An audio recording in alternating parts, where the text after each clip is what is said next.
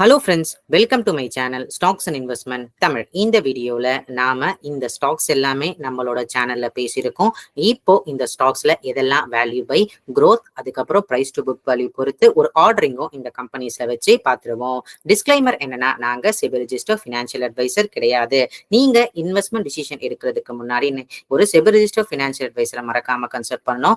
இங்க நாங்க ஒப்பீனியனை தான் தெரிவிக்கிறோம். எஜுகேஷனல் பர்பஸ்க்காக இன்வெஸ்ட்மெண்ட் டிசிஷனா எடுத்துக்க கூடாது.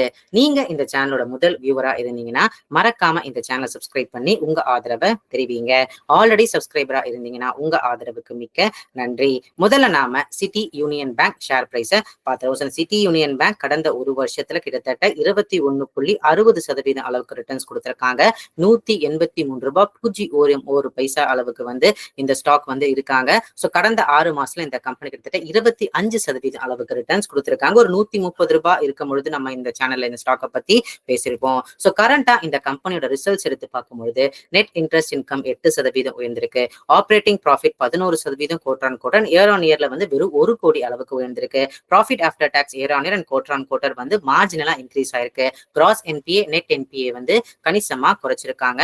6 குவார்டர்ஸ்க்கு அப்புறம் இந்த கம்பெனி இயர் ஆன் இயர் அதுக்கப்புறம் பாத்தீங்கன்னா குவார்டர் கம்பேர் பண்ண சொல்லும் பொழுது இவங்களோட ஆப்ரேட்டிங் ப்ராஃபிட் அண்ட் பேட் ஒரு பாசிட்டிவ் சைட்ல இருந்திருக்கு. பெர்சன்டேஜ் வைஸ் கம்பேர் பண்ண சொல்லும் பொழுது கரண்ட் புக் வேல்யூ இந்த கம்பெனிக்கு 113 ரூபாய் அளவுக்கு இருக்கு. பிரைஸ் டு புக் வேல்யூ 1.6 அளவுக்கு இருக்கு. சோ நம்ம ஒரு 5 ஸ்டாக் இங்க பார்க்க போறோம் பாத்தீங்களா, அதுல கம்பேர் பண்ண சொல்லும்போது இந்த சிட்டி யூனியன் பேங்க் கொஞ்சம் ஹையர் வேல்யூவேஷன்ஸ்ல இருக்காங்க. இந்த 1.6 புக் டைம்ஸ்ல இருந்தாலுமே அடுத்து நாம பார்க்க போற ஸ்டாக் பாத்தீங்கன்னா தமிழ்நாடு மெர்கன்டைல் பேங்க். இந்த Tamil Nadu mercantile bank 1 year returns நெகட்டிவ்ல இருக்கு. பட் 6 மாசத்துல ஒரு 6% ரிட்டர்ன்ஸும் ஒரு மாசத்துல ஒரு 10% ரிட்டர்ன்ஸும் கொடுத்திருக்காங்க. இந்த 10% ரிட்டர்ன்ஸ் காரணம் என்னன்னு சொல்லி பாத்தீங்கன்னா இந்த கம்பெனியோட net profit 11% year on year உயர்ந்திருக்கு. அது மட்டும் இல்லாம எம்டிஎன் சிஓ எஸ்பிஐ பேங்க்ல இருந்து கொண்டும் வந்திருக்காங்க. Net interest income 12% year on year உயர்ந்திருக்கு. டோட்டல் இன்கமா இருந்தாலும் சரி, இன்ட்ரெஸ்ட் இன்கமா இருந்தாலும் சரி 15% 11% அளவுக்கு உயர்ந்திருக்கு. கிராஸ் என்பிஏ நெட் என்பிஏ குறைச்சிருக்காங்க. பிளஸ் இந்த கம்பெனிக்கு இன்னொரு ஆடட் அட்வான்டேஜ் என்னன்னா இன்னும் புக் வேல்யூ கீழே தான் ட்ரேட் ஆயிட்டு இருக்காங்க. ஸோ இவங்களோட கரண்ட் புக் வேல்யூ 532 ரூபாய் ஒரு ஷேருக்கு இருக்கு. 488 ரூபாய் ஸ்டாக் ட்ரேட் ஆயிட்டு இருக்காங்க.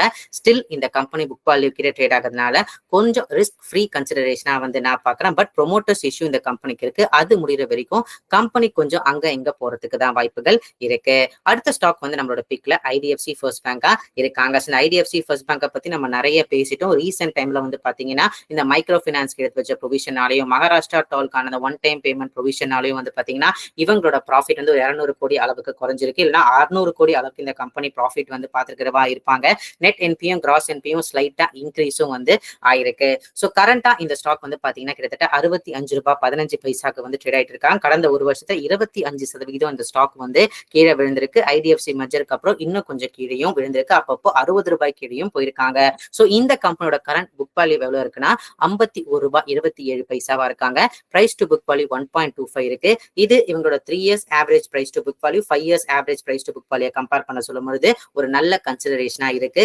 Considering its growth perspective. ஏன்னா இந்த ப்ரொவிஷன்ஸ் இந்த குவார்டர்ல கொடுக்காம இருந்தாங்க வச்சுக்கோங்க, நல்ல ப்ராஃபிட்டும் இந்த கம்பெனி பார்த்திருப்பாங்க. அட்வான்சஸும் சரி, லோன் டிஸ்பர்ஸ்மெண்ட் சரி கணிசமா இந்த கம்பெனிக்கு உயர்ந்துட்டு தான் இருக்கு. அடுத்து நம்ம பார்க்க போற ஸ்டாக் என்னன்னா சவுத் இந்தியன் பேங்க். இந்த சவுத் இந்தியன் பேங்க் கடந்த ஒரு வருஷத்துல வெறும் 4.19% ரிட்டர்ன்ஸ் கொடுத்திருக்காங்க. கடந்த 6 மாசத்துல ஒரு 12% அளவுக்கு நெகட்டிவ் ரிட்டர்ன்ஸ் தான் கொடுத்திருக்காங்க. சோ இந்த கம்பெனி பாத்தீங்கன்னா கிட்டத்தட்ட இவங்களோட ரிசல்ட்ஸ் கிட்டத்தட்ட கிராஸ் என்பியும் சரி, நெட் என்பியும் சரி குவார்டர் குறைச்சிருக்காங்க. பட் ஸ்டில் அது 4.40% 1.31% இருக்கு.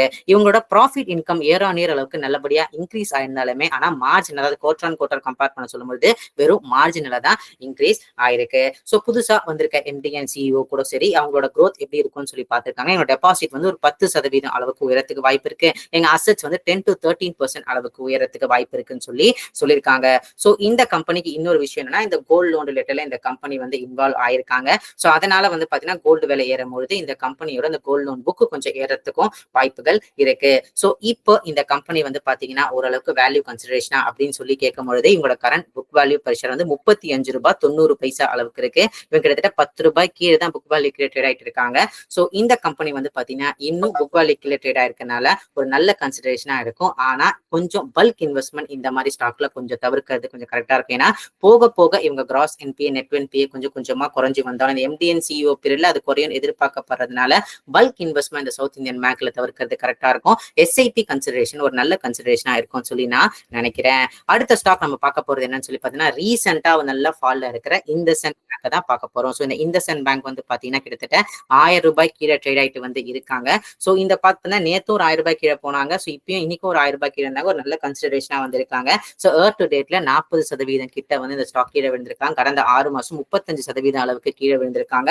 ஸோ இதை பத்தி நிறைய தடவை பேசியிருக்கோம். அதாவது மைக்ரோ ஃபினான்ஸ் வந்து இவங்க போர்ட்ஃபோலியோ 9% இருக்கு. மைக்ரோ ஃபினான்ஸ் ஸ்டாக்ஸ்லாம் வந்து பார்த்தீங்கன்னா பிரச்சனை இருக்கு. அதனால இந்த ஸ்டாக்ஸ் கொஞ்சம் அடிப்பட வாய்ப்பு இருக்கு. அதுக்கு முன்கூட்டியே உங்க ப்ரொவிஷன்ஸ் எடுத்து வச்சுட்டாங்க. அதனால இவங்க நெட் ப்ராஃபிட்டும் வந்து குறைஞ்சிருக்குன்னு சொல்லி உங்க எல்லாருக்கும் இந்த நியூஸஸ் வந்து தெரியும். இப்போ இந்த கம்பெனி வேல்யூ பையா அப்படின்னு சொல்லி கேட்கும் பொழுது இவங்களோட current price to book value 1.24 அளவுக்கு தான் இருக்கு. ஸோ 800 அளவுக்கு இருக்கு இவங்களோட புக் வேல்யூ வந்து இருக்கு. ஸோ 1.24 அளவுக்கு தான் இருக்கு. ஸோ ஐடிஎஃப்சி ஃபர்ஸ்ட் பேங்க் கிட்ட சொன்ன மாதிரி தான் இவங்களும் வந்து இவங்களோட 3 years average price to book 5 years average price to புக்கு கீழே ரொம்பவே ட்ரேட் ஆயிட்டு இருக்காங்க. 2 டைம்ஸ் புக் இருந்த ஸ்டாக் வந்து இப்போ 1.2 டைம்ஸ் புக்ல தான் வந்திருக்காங்க. ஒரு நல்ல வேல்யூ கன்சிடரேஷன் தான் நான் இன்னும் பாக்குறேன். ஸ்டில் ₹1200 கிராஸ் பண்ணாத வரைக்கும் இது ஒரு நல்ல கன்சிடரேஷன் நான் பாக்குறேன். 800 to 1200 வந்து பாத்தீங்கன்னா கிட்டத்தட்ட ஒரு 1.5 டைம்ஸ் மேல போயிருவாங்க. 1200 மேல போயிட்டாங்கன்னா ஸோ அதனால 800 to 1200 இல்ல 1100 கூட ஒரு நல்ல கன்சிடரேஷனா இருக்கும்னு சொல்லி நான் பாக்குறேன். பட் இந்த ஸ்டாக் இந்த மைக்ரோ ஃபினான்ஸ்லாம் இஷ்யூஸ்லாம் முடிச்சதுக்கு அப்புறம் ஒரு நல்ல ரேலி ஆகிறதுக்கு வாய்ப்புகள் இருக்கு. ஸோ ஓவராலா 5 ஸ்டாக் வந்து பார்த்தோம். அந்த 5 ஸ்டாக்ல இப்ப என்னோட ரேங்கிங் என்னவா இருக்குன்னா, ஃபர்ஸ்ட் நான் வந்து இந்தசென்ட் பேங்க்கு வந்து கொடுப்பேன். நெக்ஸ்ட் நான் ஐடிஎஃப்சி ஃபர்ஸ்ட் பேங்க்கு வந்து கொடுப்பேன். அடுத்து நான் வந்து தமிழ்நாடு மெர்கன்டைல் பேங்க்கு கொடுப்பேன். அடுத்து நான் வந்து பார்த்தீங்கன்னா சவுத் இந்தியன் பேங்க்கு கொடுப்பேன். 5th ரேங்க் வந்து பார்த்தீங்கன்னா சிட்டி யூனியன் பேங்க்கு கொடுப்பேன். நீங்க சிட்டி யூனியன் பேங்க் வந்து உடனே கேட்கலாம், அசெட் குவாலிட்டி நல்லா தானே இருக்கு. நீங்க வந்து பார்த்தீங்கன்னா தமிழ்நாடு பேங்க்ல ப்ரொமோட்டர்ஸ் இஷ்யூ இருக்கு. அதே மாதிரி பார்த்தீங்கன்னா சவுத் இந்தியன் பேங்க்ல வந்து அசெட் குவாலிட்டி இஷ்யூ இருக்கு அப்படின்னு சொல்லி பார்க்கலாம். பட் சிட்டி யூனியன் பேங்க் வந்து ஒரு கன்சர்வேட்டிவா க்ரோத் ஆகிற bank. So Tamil Nadu mercantile bank south Indian பேங்கை கன்சிடர் பண்ண சொல்ல சில ஃபிளாஸ் இருக்கு. நான் சொன்ன மாதிரி டிஎம்பில ப்ரொமோட்டர்ஸ் இஷ்யூ சவுத் இந்தியன் பேங்க்ல இருந்து அசெட் குவாலிட்டி இஷ்யூஸ்லாம் இருக்கு. பட் க்ரோத் வைஸ் கம்பேர் பண்ணும்போது கன்சர்வேட்டிவ் அப்ரோச்சா கொஞ்சம் ரேபிட் அப்ரோச்சா பார்க்கும்போது டிஎம்பி சவுத் இந்தியன் பேங்க் இவங்களுக்கு முன்னாடி இருக்காங்க. பிளஸ் வேல்யூ கன்சிடரேஷனையும் பார்க்கும்போது சிட்டி யூனியன் பேங்க் 1.6 இவங்க டிஎம்பி புக் வேல்யூ கீழே தான் இருக்காங்க. சவுத் இந்தியன் பேங்க்கும் புக் வேல்யூ கீழே இருக்காங்க தான் நான் சொல்லியிருக்கேன். சொல்ற ஆர்டர் வந்து நான் சொல்லிட்டேன். உங்களுக்கு எந்த ஆர்டர் வந்து கரெக்டா இருக்கும்னு சொல்லி மறக்காம கமெண்ட்ல வந்து மென்ஷன் பண்ணுங்க. இந்த வீடியோ உங்களுக்கு பிடிச்சிருந்தா லைக் பண்ணுங்க. ரெகுலர் வீடியோ அப்டேட் பெல் ஐகானை கிளிக் பண்ணுங்க. மறக்காம stocks and investment Tamil channel subscribe பண்ணுங்க. தேங்க்ஸ் ஃபார் வாட்சிங் stocks and investment Tamil channel.